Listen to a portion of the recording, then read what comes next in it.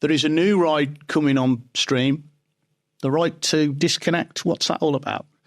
It's the idea that in today's society, we can be too readily available and people can start to expect staff, employees to be available.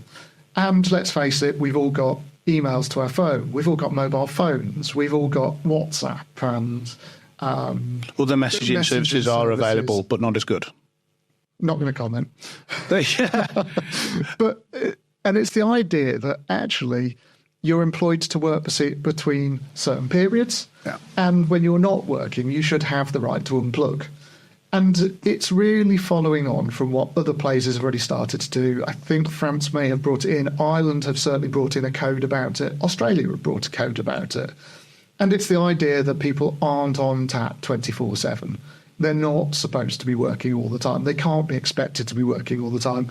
And therefore, if they aren't working and they want to unplug, they should be able to. And they should be able to. And that's got to be right, because otherwise you're going to end up with more stress issues, more burnout issues. From an employer's perspective, that's also going to lead to more absenteeism, likely through illness. We'll see statutory guidance in a bit like the other guidance codes. And the advantage to that is, of course, that the tribunals don't have to read it absolutely strictly to the rule, and it's got a bit of scope to sort of. Yeah.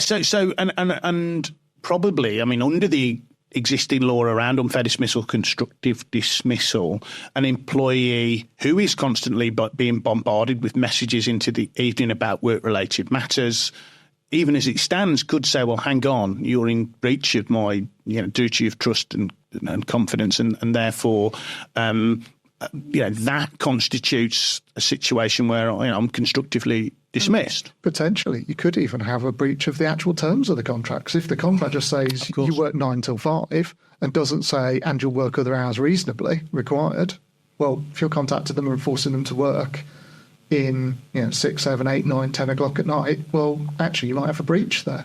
So, yes, there could be constructive dismissal claims already in that sort of zone.